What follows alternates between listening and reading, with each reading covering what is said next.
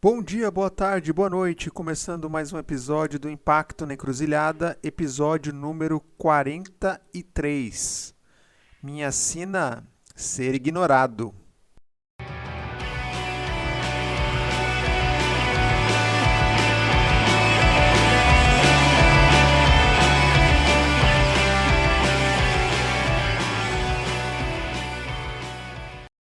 Quem me acompanha aí já sabe, né? Eu produzo tanto conteúdo, texto todo dia, post, que eu coloco no LinkedIn e replico no meu blog.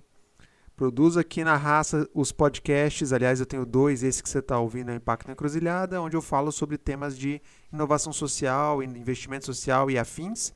E tem um outro podcast paralelo que se chama Conversas Aleatórias para Mudar o Mundo, onde eu entrevisto artistas, músicos da cena independente sobre a tal expressão mudar o mundo. Então eu produzo textos todo dia, podcasts, tenho já 5 livros lançados, lancei meu 5º livro esse ano, Inovação Social em Tempos de Soluções de Mercado. Tudo isso que eu estou dizendo lá nas referências do episódio você encontra. E mesmo assim eu sigo à margem das organizações que lideram o centro do ecossistema de impacto, de inovação social. Curioso, né? Várias dessas organizações soltam seus boletins, suas newsletters, está na moda agora, né? E indicando dicas de leitura, conteúdos e blá blá blá, mas curiosamente me ignoram, né? Ninguém me indica. Aliás, essas newsletters são curiosas porque elas se autorreferenciam. Pode reparar que elas indicam apenas coisas delas próprias e no máximo do parça vizinho ali de baia. É interessante isso. Então, elas divulgam coisas próprias de si mesmas, mas juram de pé junto que elas estão divulgando iniciativas do ecossistema. Pois é, resta saber de qual. E algumas delas eu inclusive mandei exemplar do meu livro, no último livro. Receberam, me confirmaram, mas continuaram não tendo espaço nos seus boletins para colocar uma nota dizendo que saiu um livro novo sobre temas com os quais elas trabalham. Beleza, vida que segue.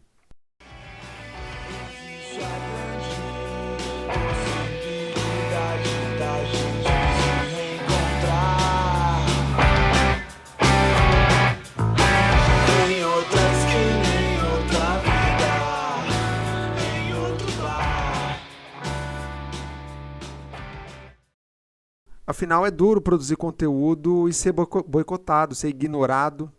Essa é a minha sina. Eu tenho sim autocrítica de que meu conteúdo é limitado, tem problemas técnicos, tem furos e tem muito espaço para melhorias, tenho consciência disso, mas também eu consigo perceber que o conteúdo traz abordagens e discussões pouco óbvias do nosso ecossistema, talvez seja crítico demais, né, para alguns, e que talvez o boicote venha daí. Então, melhor deixa quieto, melhor não falar sobre isso. Vamos deixar ele de lado. O Fábio é um cara legal, mas o conteúdo dele tem muita pimenta. Deixa para lá, vamos ficar aqui com coisas mais gelatinosas e menos apimentadas que o ecossistema produz. Então, assim, é isso aí. Se evita dar holofote em temas que todo mundo comenta nos bastidores, temas gritantes que incomodam um monte de organizações e pessoas que estão no ecossistema. Quando você conversa com elas em off, você fala sobre esses assuntos, mas que é melhor não falar sobre elas de forma mais explícita. Sabe como é, né? Então, deixa pra lá. Afinal, né, o tempo atual não permite mais esse tipo de reflexão, de discussão. Não tem, como falam, né, não há tempo a perder, a gente precisa correr, está tudo acelerado. Então, parar para voltar algumas casinhas em reflexões mais profundas não é o caso, não faz sentido e não há espaço para isso. Essa é minha percepção, é minha sensação. Então, a gente precisa seguir, executar, testar, errar, crescer, multiplicar, escalar. Para discussões mais de fundo ou filosóficas não há tempo, não há espaço, não há agenda para isso.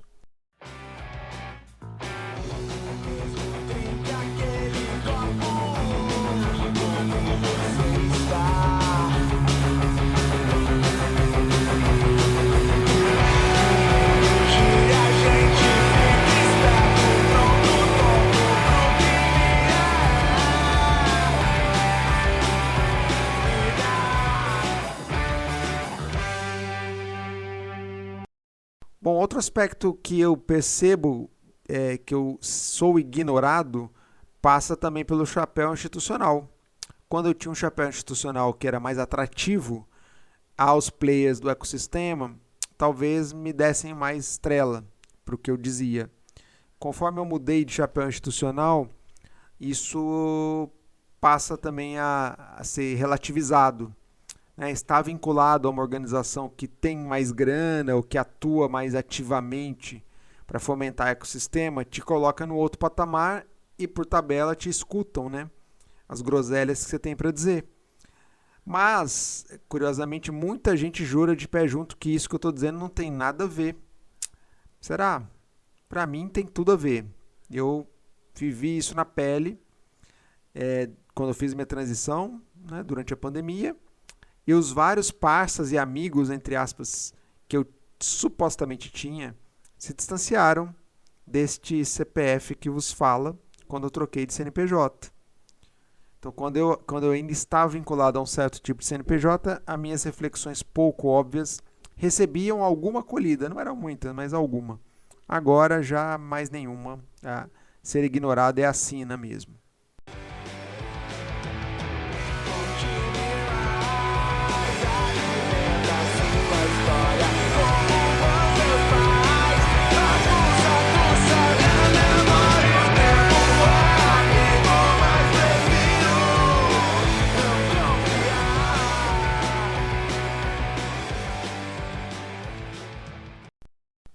Além do aspecto institucional, há outra variável que precisa ser considerada nessa equação, que é a questão regional ou territorial.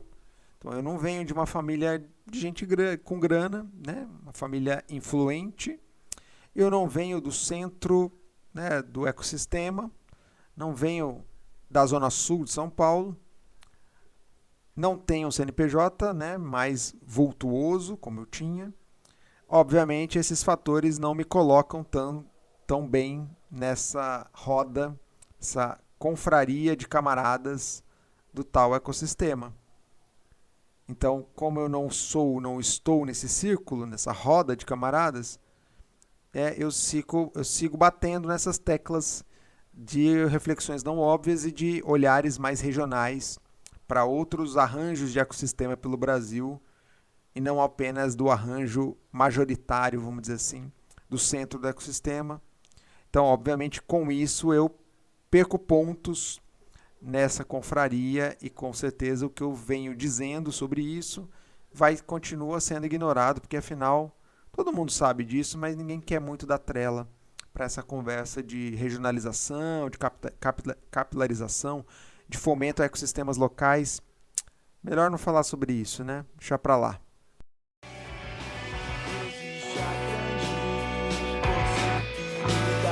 Da gente se reencontrar em outra esquina, em outra vida, em outro bar.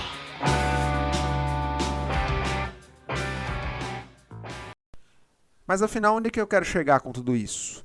Com esses pontos que eu estou trazendo aqui? Bom, primeiro assumir que há sim narrativas e conteúdos que são preferidos pelo ecossistema e recebem empurrõezinhos generosos, camaradas, de organizações do ecossistema e até mesmo dos algoritmos.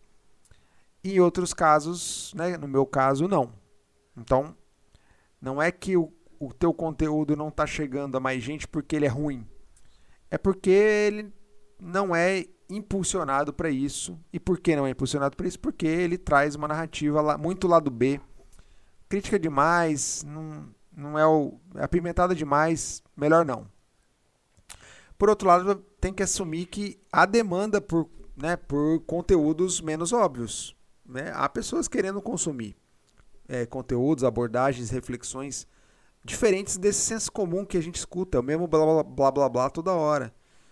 Né? Então, por outro lado, onde é que esse tipo de conteúdo está sendo produzido? Conteúdo menos óbvio, que não nas, digamos, periferias ou bordas do ecossistema e não no centro.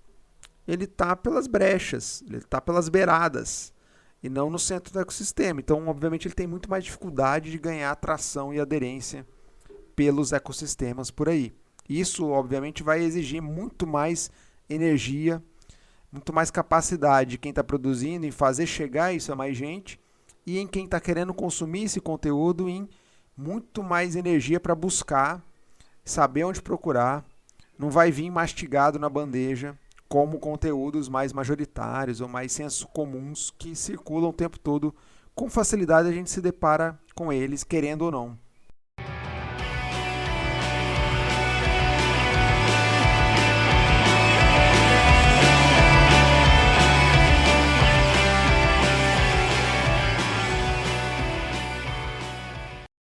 Assumir também que essas reflexões menos óbvias, sim, eu as faço porque sim, eu quero disputar ideias nesse amplo campo do impacto de forma muito ampla.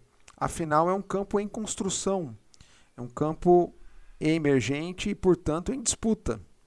Então, eu ainda vejo espaço dentro desse campo para disputar outras abordagens, outros pensamentos, outras visões, vamos chamar assim, muito entre aspas, mais à esquerda, ou mais comunitárias, ou menos pró-mercado ou pró-capital apenas. Assumir que há espaço para abordagens mais coletivas, menos individuais, que há espaço para mais negócios comunitários e menos unicórnios. E por aí vai. Então é por aí esse caminho que eu tenho trilhado, trazendo essas reflexões, que são reflexões que, de novo, têm menos aderência ao que se consome e se produz de forma mais ampla no ecossistema. Portanto, isso é assumir que é preciso ter muita, mas muita persistência e muita frequência e constância na produção de conteúdos. Vocês, quem me segue sabe, eu não paro. Todo dia tem post. E parece que é fácil, parece que a gente aperta um botão e a coisa acontece. Não é. Demanda tempo, demanda reflexão, organização, né? Organizar essas ideias e ir produzindo isso. Eu continuo produzindo podcasts. Demanda tempo, né? Demanda organizar roteiro, demanda editar, demanda muito trabalho para uma equipe, faço sozinho. Então você tem que remar todo dia. E se você para de remar, você fica para trás rapidamente. Rapidamente a correnteza te deixa para trás. Afinal, o que você está produzindo não tem aderência aos algoritmos e ao que a grande massa do ecossistema espera consumir. Então, acho que esse é um ponto de constatação da realidade, vamos dizer assim, né? Acho que isso é importante também colocar. Mas, obviamente, tem o seu lado positivo também, esse movimento, esse esforço que eu tenho feito. Isso é legal destacar. Mas, afinal, qual o lado positivo de tudo isso? Primeiro, assim, preciso calibrar expectativas, na verdade. Afinal, eu sei que vou ser ignorado, eu sei que não vou ser vitaminado meus conteúdos, não vai ser impulsionado, mas, por outro lado, como há pouca oferta desse tipo de reflexão, na linha menos óbvia, às vezes o ecossistema precisa trazer esses outros olhares. Às vezes, muitas vezes. E, naturalmente, por um instante, por um lapso de instante, você é lembrado. Ah, vamos convidar o Fábio, afinal ele tem uma reflexão um pouco diferente do que a gente está ouvindo a todo instante. Então você é lembrado momentaneamente para situações muito específicas, para, obviamente, em seguida ser esquecido e ignorado na sequência, obviamente. Então, ao menos naquela brecha, naquele lapso, já foi possível lançar sementes, lançar ideias diferentonas que possam bater aí na cabeça de outras pessoas e gerar algum mínimo de reflexão ou de abrir um pouco o campo de percepção para outras coisas que não se fala no ecossistema. Acho que isso fica aqui de alento. E outra coisa que me traz de esperança é que há uma demanda absurda por formação de pessoas nos temas do impacto, de inovação social e por aí vai. Mas muita, muita demanda por formação, e não só de formação universitária, de pós, que também existe aí toda uma indústria para isso, nem tampouco só de curso online. Nada contra, tem o seu valor. mas a demanda por formação de vários tipos, formatos, veículos, canais, e essa demanda ela vai ter que se nutrir desses vários fontes de conteúdo, inclusive as fontes menos óbvias, inclusive as reflexões menos óbvias. Então daí a importância dessa linha que eu sigo, de outras narrativas, outras reflexões que possam despertar nessa leva crescente de gente, de profissionais que estão chegando nesse campo do impacto da inovação social. Chega a todo momento gente sedenta, querendo saber, querendo se aprofundar. Então é isso, aqui a gente tem uma vantagem nesse sentido. Então essa é a minha lida, é seguir produzindo, seguir ganhando mínimos espaços e sem qualquer pretensão de viralizar, né, nem de buscar nenhum título acadêmico, nada disso.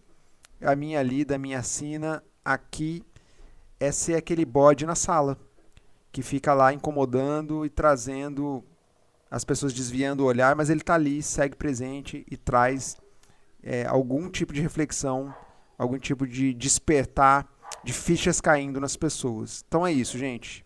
Sigo aqui como sendo o bode na sala, nessa caminhada, nessa sina de ser ignorado.